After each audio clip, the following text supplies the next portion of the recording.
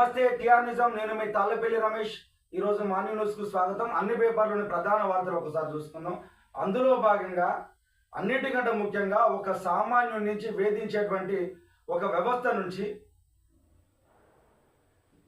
వాళ్లకు న్యాయం జరిగే విధంగా సుప్రీంకోర్టు అయితే హైకోర్టు అయితే ఒక విషయాన్ని తీసుకొచ్చింది. అదేంటంటే ట్రాఫిక్ చాలన్లపై బలవంతపు వసూళ్లపై ఉండొద్దు అని చెప్పేసి ఒకసారి చెప్పింది. తెలంగాణకి ఈ కోర్టు కీలకమైన ఒక ఆదేశం అయితే జారీ చేసింది. సామాన్యుల పక్షాన, ప్రజల పక్షాన ఒక అవకాశం అయితే లేదు. ఎందుకంటే చాలన్లు అయితే పడతా ఉన్నాయి, కానీ బలవంతంగా బండి పక్కకు పెట్టి వసూలు చేసేటువంటి సంస్కృతి మనకు కనపడతా ఉన్నది. మనం రీసెంట్గా ఒక విషయాన్ని నేనే కళ్ళారా చూసిన. పాపం ఒక ఆయన బండి మీదకి వెళ్ళి వస్తూ ఉన్నాడు. టర్నింగ్ పైన ట్రాఫిక్ పోలీసు వాళ్ళంతా అక్కడ నిలబడ్డారు.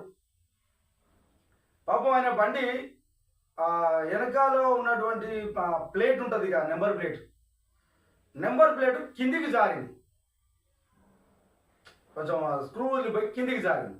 ఆ కిందికి జారిపోయిన దాన్ని ఏందా నీ నెంబర్ కరెక్ట్ పెట్టుకోలేదు అని చెప్పేసి, నీకు ఆల్రెడీ పాత ఫైన్లు ఉన్నాయి, ఇది కడితేనే బండి ఇస్తాం, లేకపోతే మేము స్టేషన్ తీసుకొని పోతాం అని చెప్పేసి. అంటే ఇది వరంగల్లో జరిగింది. వరంగల్ పోస్ట్ ఆఫీస్ దగ్గర మూల పైన ఈ టర్నింగ్ మన ఖమ్మం రోడ్డు ప్రధాన రహదారిపై వస్తూ ఉంటే జరిగింది. అది నేను కళ్ళారా చూసినటువంటి సత్యం.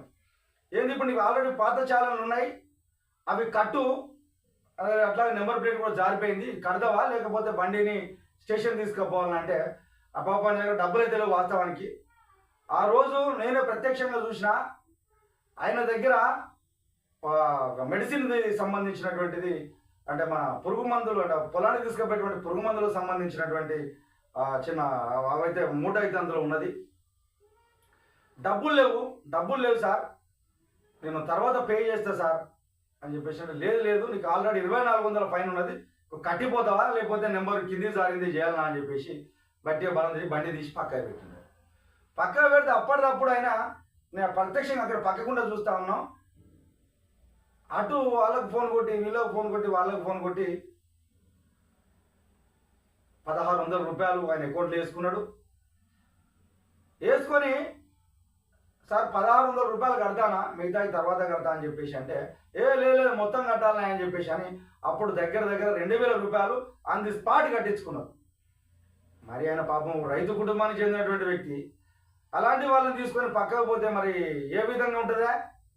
కాబట్టి ఈ హైకోర్టుకు మాత్రం ధన్యవాదాలు చెప్పారు. ఎందుకంటే సార్ పోలీసు అందరూ మీకు కూడా 2 చేతులు ఎత్తి జోడిస్తాను. ఎందుకంటే మనం మనుషులం, వాళ్ళు పోతా ఉన్నప్పుడు ఆ బండిని మాత్రం లాగి పక్కకు పెట్టుకోద్దాం. వాళ్ళ పరిస్థితులు ఏ విధంగా ఉన్నాయో, వాళ్ళ వ్యవస్థ ఏ విధంగా ఉన్నదో ఒకసారి చూడండి. ఏంటంటే ఏమంటే కోర్టుకు మీరు పంపేయండి, తర్వాత కోర్టులో ఆయన ఏమైనా ఉంటే చూసుకుంటారని చెప్పేసి ఉన్నది. ఇట్లా కోర్టుగా పంపించాలి కదా, ఈ బలవంత వసూలు వద్దని చెప్పేసి హైకోర్టు కూడా ఆదేశాలు అయితే జారీ చేసింది. వాహనదారులను ఇబ్బంది పెట్టొద్దని చెప్పేసి పోలీసు వాళ్ళకు, ట్రాఫిక్ పోలీసు వాళ్ళకి సూచనలు చేసింది. చాలన్ వసూల పేరుతో తాళాలు కూడా లాక్కోవద్దు, వాహనాలను ఆపడం నిషేధం, చట్ట ప్రకారం నోటీసులు జారీ చేయాలి.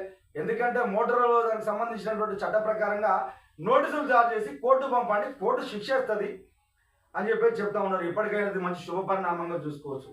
ఎందుకంటే పాపం వాళ్ళకు కూడా మా ప్రెజర్స్ ఉన్నాయని చెప్పేసి అంటా ఉన్నారు. మరి ప్రభుత్వం నుంచి కూడా ఆలోచన చేయాలి. ప్రతిదీ కోర్టు దగ్గర పోయి పాపం ఆయన వేరేటైనా పోయి కోర్టులో వేస్తే కోర్టు ఈరోజు చెప్పింది. ప్రతి ఒక్కరు అదే విధంగా కాదు కదా. మొన్ననేమో ముఖ్యమంత్రి గారేమో వాళ్ళు బండి అయితే ఏ విధంగా అయితే పెట్టుకుని రిజిస్ట్రేషన్ చేసుకుంటారు, వాళ్ళ అకౌంట్ను కూడా ఆడ ఎంటర్ చేసుకుంటే బాగుంటుంది అని చెప్పేసి అంటారు. ఇంకో చట్టం కూడా తేవాలి సార్.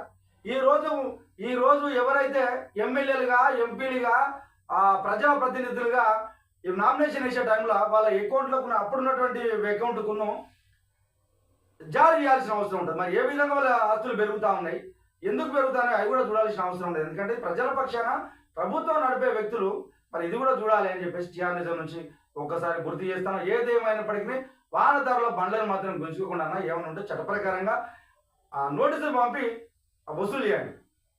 వాళ్ళకి మాత్రం ఇబ్బందులు. ఎందుకంటే ఒక్కోసారి సాయంత్రం పూట హడావుడికి వస్తూ ఉంటారు, డబ్బులు ఉండవు, ఇంటికి పోవాలని ఆతృత, ట్రాఫిక్ వాళ్ళు ఆపుతారని ఒక భయం, పాత చాలన ఉన్నదని చెప్పేసి అంటారు.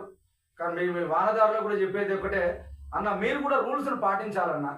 రూల్స్ పాటించకుండా మా ఇష్టం వచ్చేట పోతాం, మా కథ అంటే కూడా కరెక్ట్ కాదు. కాబట్టి ఇరు పక్షాల పక్షాన టీఆర్ న్యూస్ నుంచి చిన్న విన్నపాన్ని చేస్తాను. వాహనదారులారా మీరు కూడా సక్రమంగా పోవాలని చెప్పేసి చెప్తాను. పోలీస్ స్థానాలకు కూడా చిన్న విన్నపం, ఎందుకంటే చిన్న చిన్న తప్పిదాలు జరుగుతూ ఉంటాయి. దాన్ని మీరు కోర్టు ద్వారా నోటీసులు పంపించి కోర్టుకు పంపించాలి తప్ప అప్పటిదప్పుడు ఇబ్బందులు పెట్టొద్దని చెప్పేసి మరొకసారి టీఆర్ నిజం నుంచి తెలియజేస్తాను అన్న.